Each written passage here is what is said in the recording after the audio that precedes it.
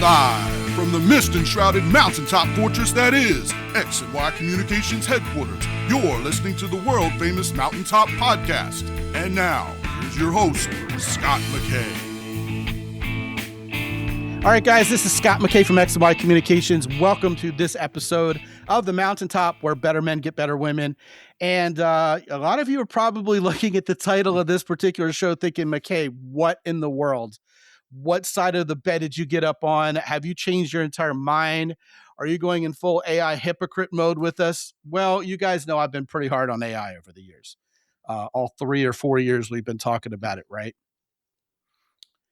But the truth of the matter is, 4 or 5 months ago, I did develop an AI version of myself. You know it well by now. I talk about it all the time. It's the everyday carry, I call it, for big 4 men. And I call it Vominos, and it's basically an AI version of me that you can ask anything. Well, I wanted to do a show on it, and I wanted, I kind of wanted it not to only be my perspective. So my longtime bud, Rob Judge from Scottsdale, Arizona, who I haven't talked to in a while, has actually developed something very similar, in his role as similarly, again, a dating coach for his guys. And I wanted to invite him on the show to talk about our respective AI selves, compare notes, and basically let you guys know where we are on the whole AI phenomenon right now. And more importantly, how does that relate to you? What's in it for you, if anything? So we're going to have some fun, and I think you guys are going to enjoy this. Rob Judge. Yes. From Scott. Yeah. You're still Rob Judge. Thank you for I'm still Rob that. Judge. And Scott, thank you so much for inviting me on. Always a pleasure to get on here and just shoot the shit with you. I'm really looking forward to it. And yeah, I think we're gonna get some good stuff. And also I think talk about too the how AI, not just necessarily our models, but just in general has sort of shifted the dating landscape and that kind of thing. Oh, yeah. I think there's a lot of good information that we can or good topics that we could jump into. And the only 2 guys in my field I've ever known who talk faster than you and I are Doc Love and David Wygant, who both unfortunately have passed on. That leaves us. Yeah, we have to carry on the tradition of. Yeah. All right. So you took a little bit of a different approach and a lot of the same approach in terms of developing your AI. I named mine Vominos, kind of like, kind of a computer sci-fi name, a techie name like Lyft would be with a Y, or something like that, or, Reddit. I wanted to give it one of those techie names. I didn't name it like Coachly or anything like that with that weird phenomenon where they turn everything into an adverb, with LY at the end. I didn't want to go that route. And I called mine Vominos because it means let's freaking go in Spanish. Sure, yeah. But it's spelled slightly different because it's an acronym, right? Virtual Ask Me Anything Networked Operating System, which kept that techie thing going, which I figured the guys would be there for AI. You just full on named yours Rob AI.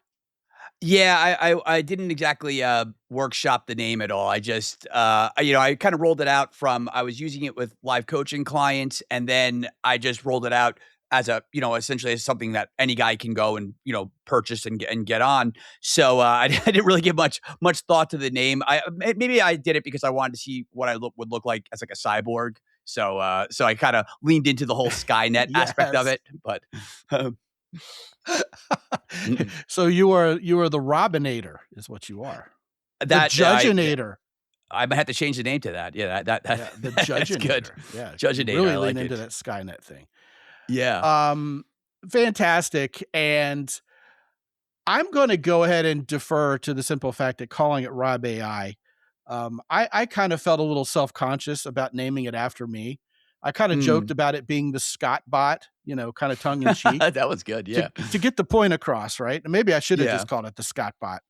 But you just went ahead and laid out what it was. It's an AI version of you, as is mine with a different name.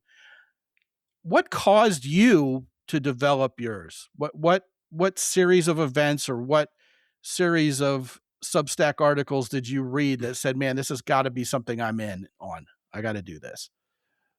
It's funny. It wasn't so much reading any kind of Substack articles or anything like that. It was that I started realizing that a lot of the guys I coach, they would have these moments where they get anxious or they need a text or sometimes they need some kind of piece of information. And I sometimes I would joke with my wife. I would say like, sometimes I almost feel like a 911 operator. I have to be like by the desk and like someone calls and I have to be like, oh, what's your dating emergency? I have like the headset on Right. and I kind of wanted Same thing. I get that all the time.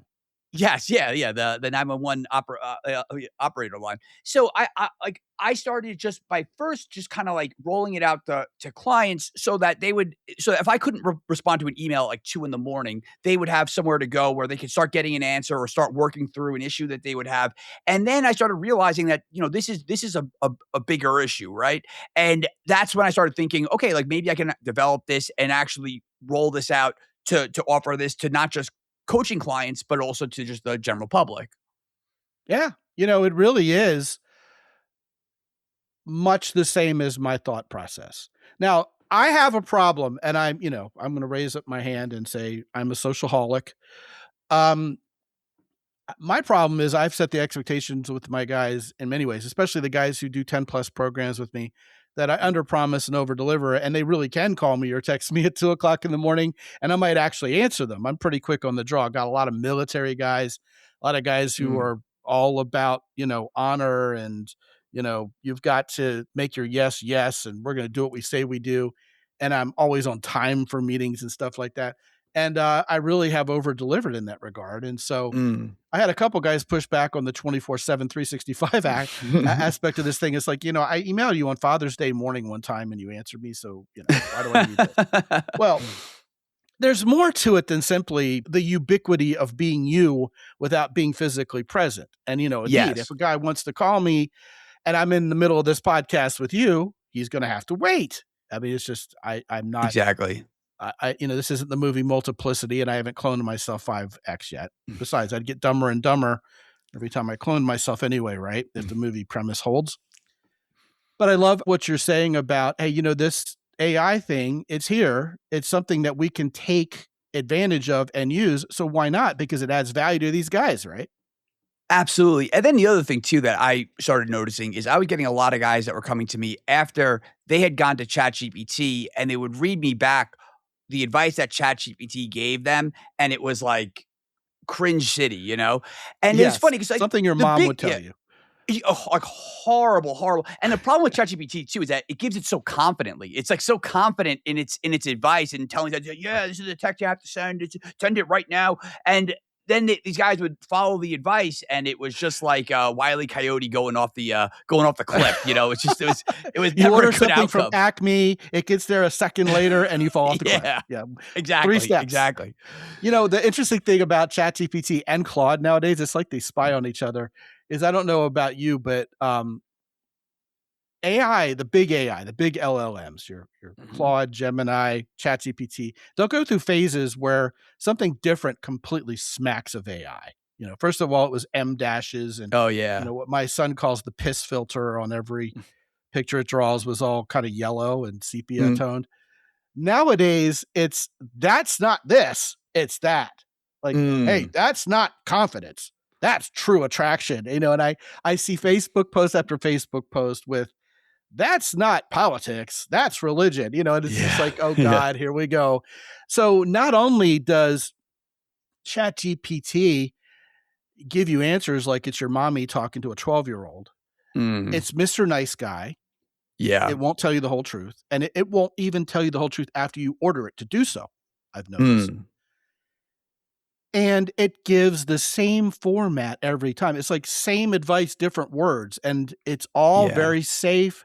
And guys will be like, well, but it's drawing from all the wisdom of the internet. Yeah, but it's a predictability driven model. Yeah. So it's giving you what most people are saying and giving you the most generic advice ever. It's funny you mentioned that because on my page for Vominos, I was given such a massive, awesome gift by Claude AI. I couldn't believe it. I almost chunder-gusted my Diet Coke when I read it. But I was talking to it about my program and improving it. And it just, if you get to know Claude and Claude gets to know you, it'll be real chummy with you. Mm. And it'll say, look, it admitted to me that I'm better than it is at this.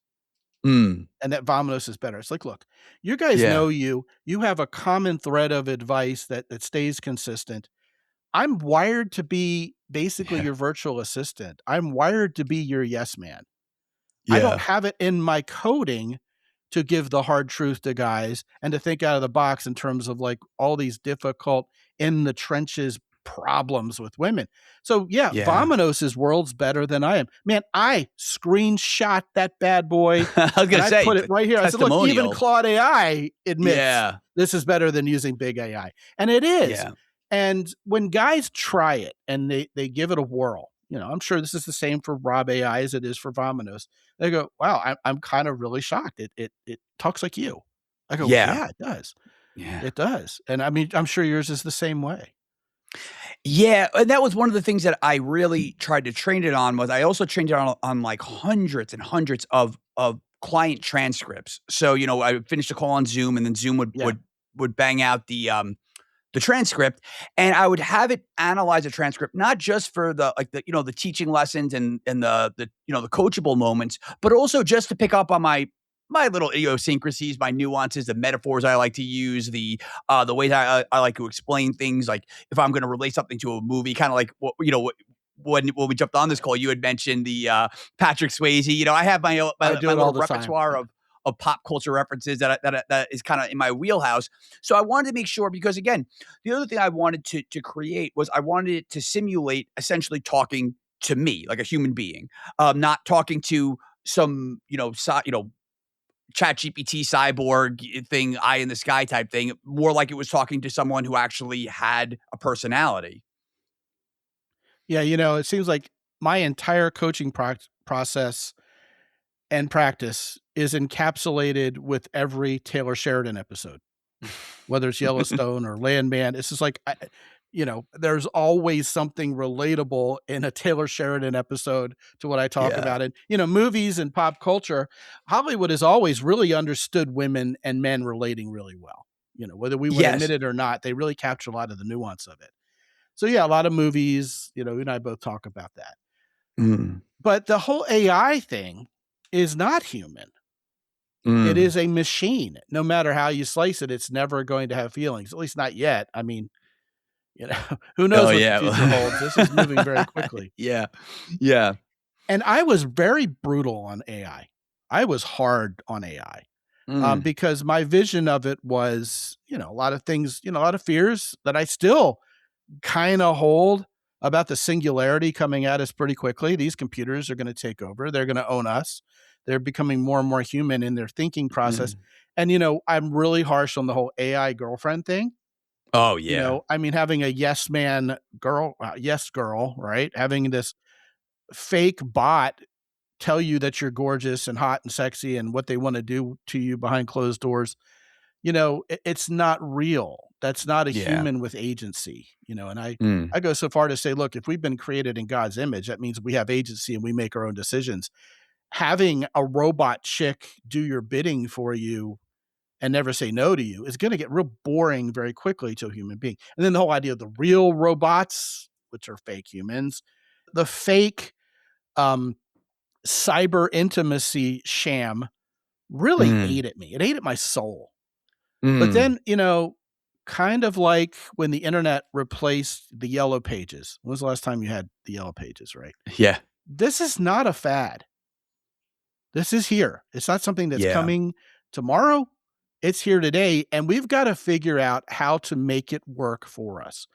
And kind of like you, I said, it would be great if I could not only take everything I've ever taught, 20 years of immersion in the dating arts and science and relationships and women and masculinity, and just make it all available at once without having to buy a program, without having to pay for a full-on coaching service. I mean, I got guys in Uganda, and in West Africa and in Bangladesh, and, the economy of scale relative to the dollar for them just makes coaching not going to happen. And I've always wanted to do something real for those guys.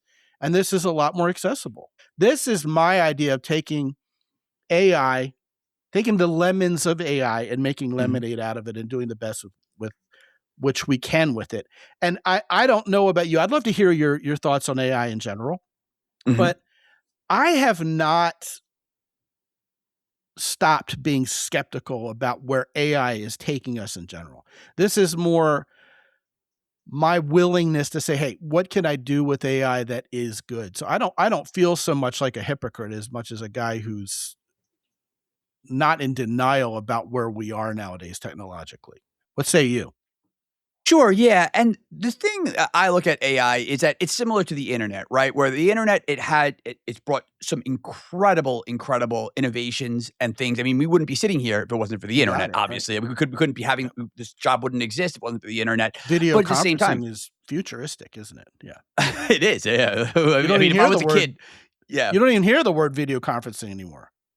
You don't, yeah, but I remember when I was a Yeah. kid, the idea of, like, a telephone where you could see someone, that was like something out of the Jetsons. It was like that, like flying cars, you know? It was like something that I was like, "Wow, maybe one day that'll exist," and now we have it, and we don't even like it really, you know, like Well, FaceTime. people resisted it.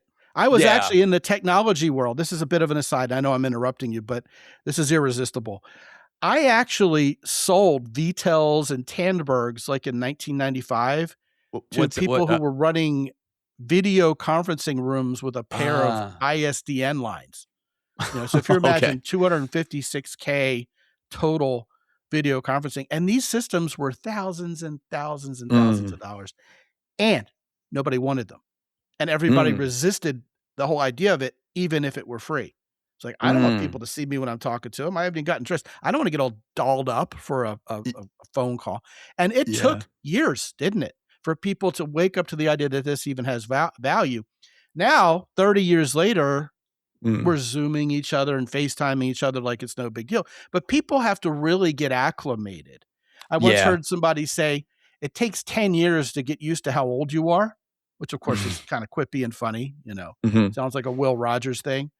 But this is kind of like that. That's what you're saying, isn't it? People aren't ready for this. Yeah. It's not here Yeah. yet in their mind, even though it's here now physically.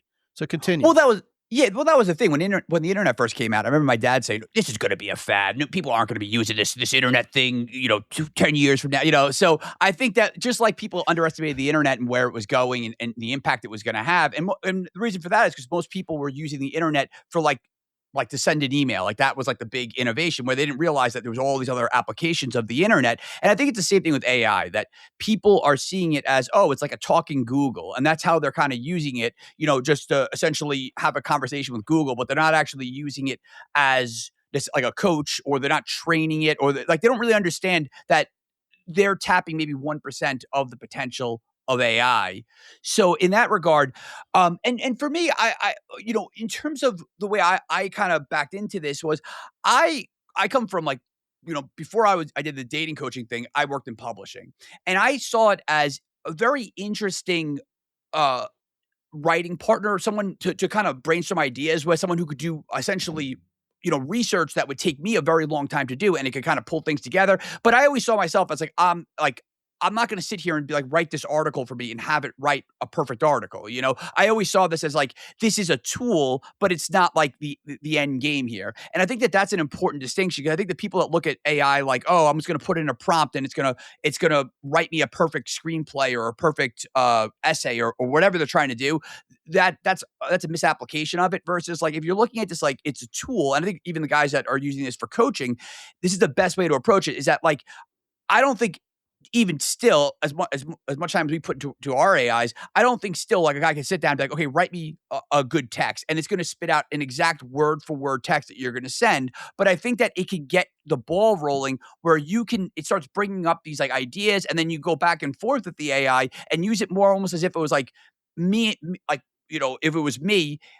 And I was with a client, and we were going back and forth in terms of like, I was like almost acting like his writing partner. Like I was, you know, he would pitch me an idea. I would say, "Oh, I like this aspect of it, but let's let's try, you know, let's move it in this direction." You know, and we go back and forth, and then the end product would be exponentially better than anything he could come up with on his own, and anything better the AI could come up with on its own. But again, that's using AI as a tool, not using it as like, oh, okay, this is just a lazy man's way of, you know, putting in a prompt and getting, a result. Yeah, that's exactly how I use Claude. Claude AI, if you guys aren't using it and you're still stuck on ChatGPT or not using it at all, I don't, or very rarely, just ask Claude to write something or do something or print something for me. I'll sit with Claude and talk something through with it, and I'll come up with my own ideas I wouldn't have come up with had I not accessed the entirety of the internet, coming back at me with, look, here's some other people's ideas, either directly or indirectly, because that's what it's accessing. And that's what I'm getting, whether it acknowledges it or just has a conversation with me. But I've come up with great ideas I never would have thought of. It's like having someone who's a business partner sitting with you and brainstorming. ChatGPT is where I say, okay, my code's broken, fix it. Stuff like that. And Claude does not draw pictures yet. No. By the way, my estimation of ChatGPT grew exponentially the day it figured out how to actually draw attractive women with boobies. Once it got over itself and said, I'm sorry, I can't do that. That's against our guidelines. It started actually making attractive women. And that happened in one day with one release. I don't know if you noticed that. Oh, I didn't know that. No. Yeah. Oh no. It goes back and forth. The contest between Gemini, Grok, and ChatGPT in terms of drawing hot chicks is something that we talk about quite a lot in this niche. And I think ChatGPT is ahead of the game right now. Wasn't always. Midjourney's not bad too. Have you tried Midjourney at all? I haven't tried Midjourney. Is Midjourney good Oh, for you that? got to get on there. I think the chicks on Midjourney might be the hottest. Well, okay. I don't know if they could be much hotter than my last master class. That was, I wanted to see some of them naked. But I mean, if you were to look at the original pictures of women I had on Vominos, like around Halloween of last year. Mm-hmm. Okay. And we're in March, end of March, last day of March is when we're recording this. So 5 months ago, they all looked like kissing. It's like, the thought of being with them is like kissing your sister. It was like just barely passable. Mm-hmm. Then Grok upped the ante. And I said, oh, finally women who are attractive that these guys would actually want. Then probably about 3 weeks or a month ago, I replaced all the pictures again with women from ChatGPT because I want very specific situations. Yeah. In a way, deposit photos or Getty, photos, they're all still fake because it's people posing for stuff. Yeah. And I just don't have time to go out and find situations and everything's going to be choreographed anyway. So in many ways, because I'm looking for a specific situation with a specific type of guy and specific women or whatever. ChatGPT is actually giving me a more authentic representation than if I went and tried to get some stock photo of it. And certainly weirdly more human. So that's a good thing. So a lot of guys, again, it's that predisposition to not like AI and reject everything AI. We're going to have to get over ourselves. But the pictures just from 3 weeks ago, they really look real. The only thing that keeps you from suspending your disbelief, right, is they look too good. Yeah. They look too amazing, right? Yeah. The poor bastard I always draw always looks like a normal guy, but the women, amazing. But insofar as using technology and getting acquainted with technology, a lot of the people I know, well, frankly, it's like sushi, Rob. Remember back 15, 20 years ago, everybody who said, oh, I can't stand sushi, sushi's awful, had never tried those green eggs and ham before. And once you try sushi, you go, wow, this isn't what I thought it would be. I think if people actually tried Claude AI in particular, for conversational stuff, for workshopping stuff, they would go, wow, this really is actually scary, useful. Yeah. But it still doesn't abate our feelings like this is dangerous. This is going to take over. This hits differently, Rob. This is like the computers are coming after us, not we're coming after the computers. This isn't about computer literacy. This is, can we stop this thing? There's this ball rolling too much. I think that's where a lot of guys are. A lot of guys push back against even Vominos, saying, I'm not going to do the AI thing. Nope. The guys who do love it, but those are the guys who were ready for it. So I think a lot of us, really are reticent to try AI. And, Rob, you and I are ahead of our time, even trying to roll this out. You know what I mean? Yeah. Well, and that's always been kind of my attitude, even from when I first got into giving men's dating advice back in, I think it was 2010. I spent Oh, like you're a 3 newbie. weeks. Yeah, I was like, green around the gills, and I spent 3 weeks where I locked myself in my New York apartment, and I just studied how to create an app. And I released this very basic app. It was called Approacher, right? And it was just like, the idea was, okay, like a guy's in a bar. This is when, like, cold approaching women. This is like before the age of dating app. So the only way, if you wanted to meet women, the only real avenue you would do it would be you go to the bar or you go to the mall and you would approach women. And any guy who's never tried that knows that approach anxiety, that fear, it's paralyzing. And and one of the things that helped me through that was having buddies or wingmen that would be at the bar with me, that would kind of motivate each other, kind of push each other to just get out there and actually approach women. And so I wanted to create kind of like a little wingman in an app. So I spent about 3 weeks and I released this like kind of little buggy app that just barely got through Apple's quality control, but it got into the App Store and I sold it for like, I don't know, like $5 or something. And a lot of guys really liked it. And that really solidified in my mind this idea that rather than like not embracing the technology, it's like, okay, like we both know that like we have a knowledge base that is useful. But the problem is getting this knowledge to the people who need it. And the way I see the technology, now with the AI, is that the technology just makes it easier to disseminate the knowledge for what to the guys when they need it.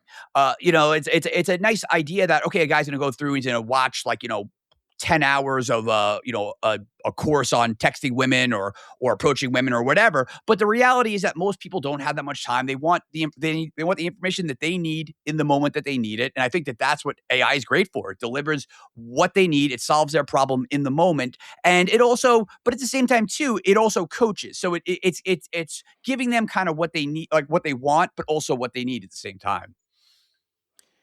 I agree with you 1,000%. Of course, this is not a fad. It's not going away. More and more people will be doing this. The guys who are early adopters of either Rob AI or Vominos will have a tool. I call it part of your everyday carry. Everyday carry, very with your Glock and your. I like it. Your well, I favor the key ports, but your Swiss Army knife.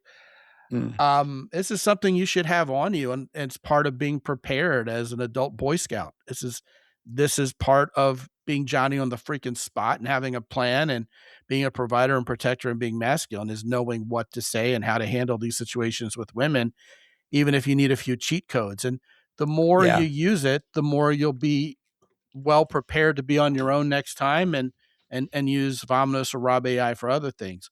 But this whole aspect of the coach in your pocket, every time I see coach in your pocket, I know somebody workshopped this with ChatGPT, because ChatGPT loves to call this application a coach in your pocket, which sounds dangerously close to a dick joke to me. So I avoided it. Yeah. I said, unlike being even though this is a coach in your pocket, this coach isn't in your pockets because, mine's priced right. I thought that was a cute little play on words. But this idea that you can really have the next best thing to us right by your side whenever you need us, it's still not us, but it's not nothing. Yeah. It's something you have on the spot right there when you need us.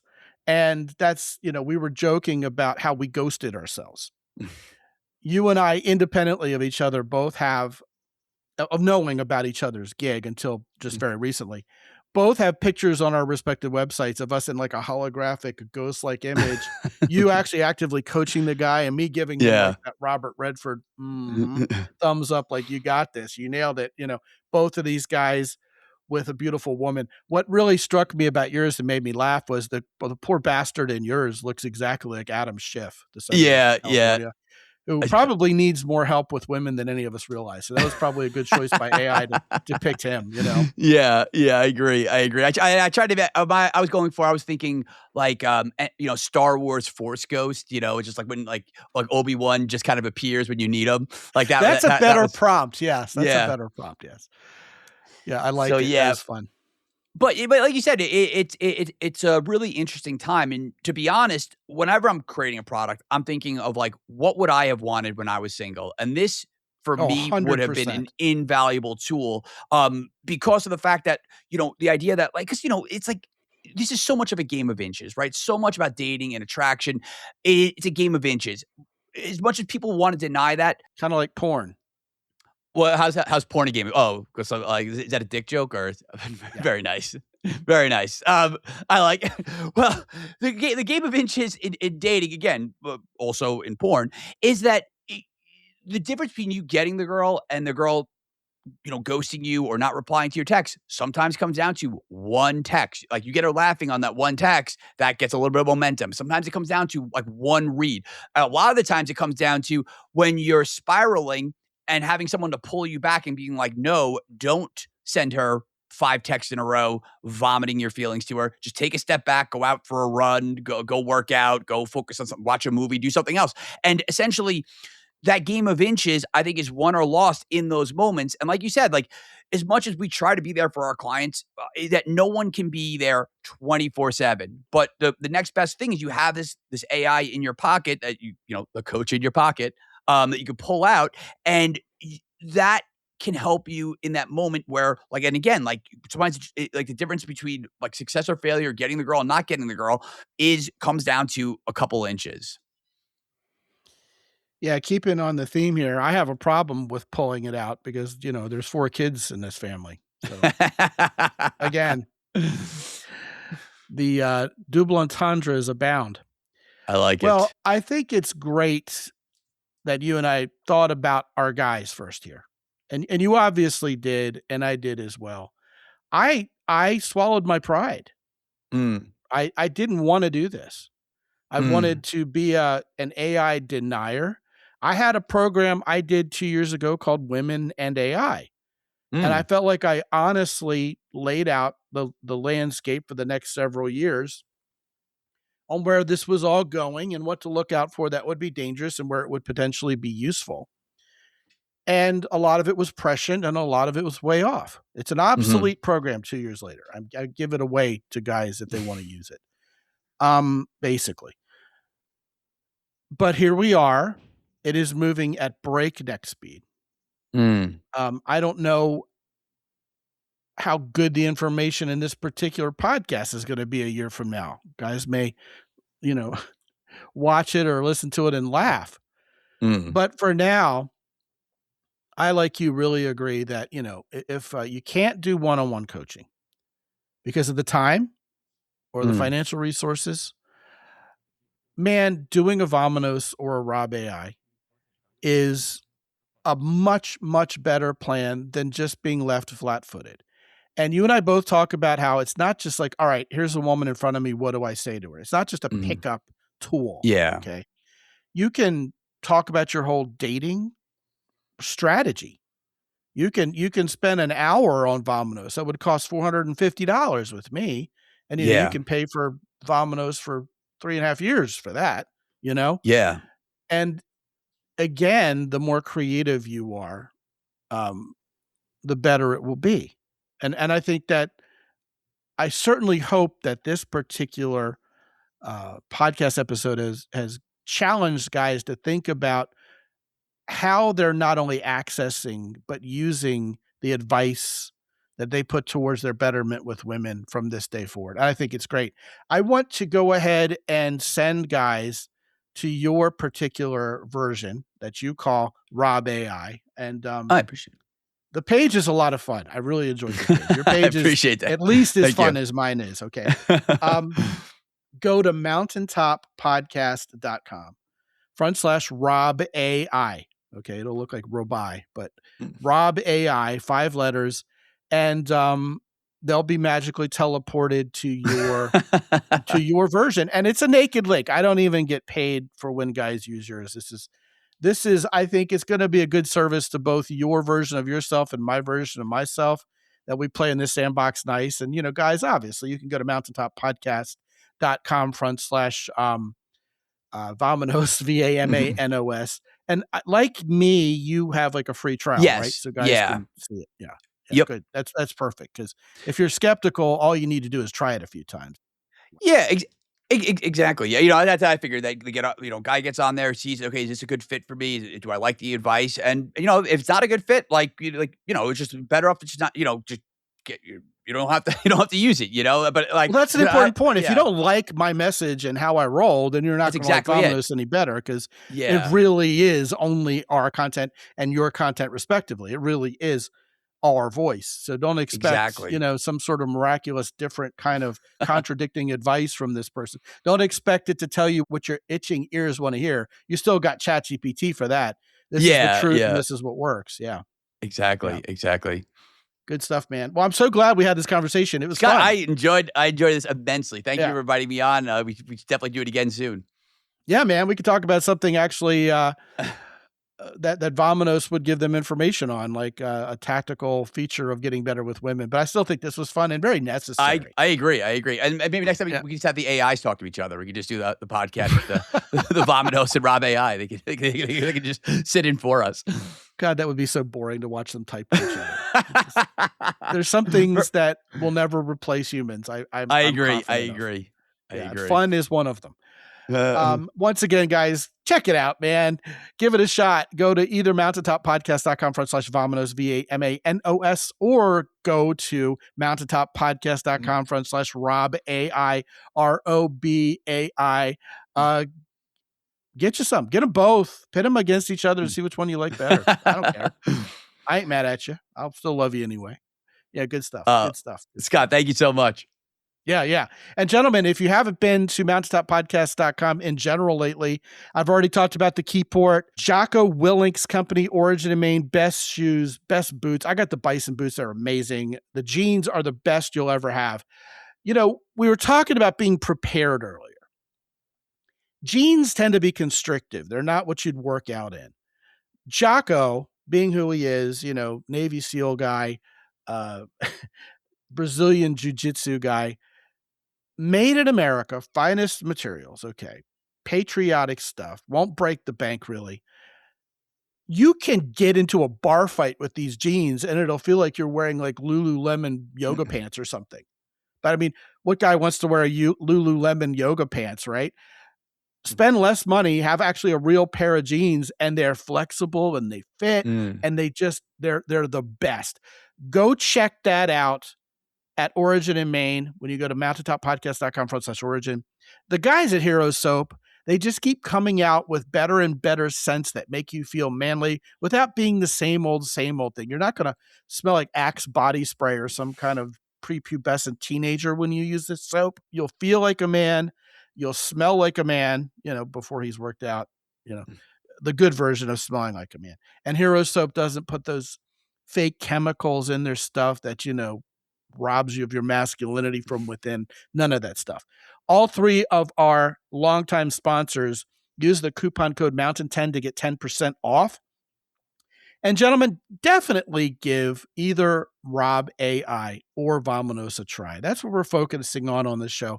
You can get Vominos from my website. You can go to mountaintoppodcast.com/Rob AI and just realize, this is a lot like back when the guy from MGM said, nobody wants to hear actors talk. Right?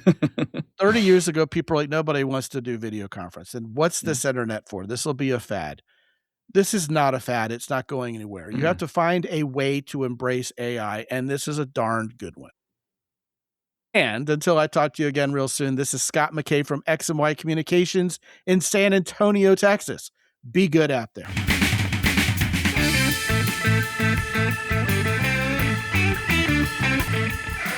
The Mountaintop Podcast is produced by X&Y Communications. All rights reserved worldwide. Be sure to visit www.mountaintoppodcast.com for show notes.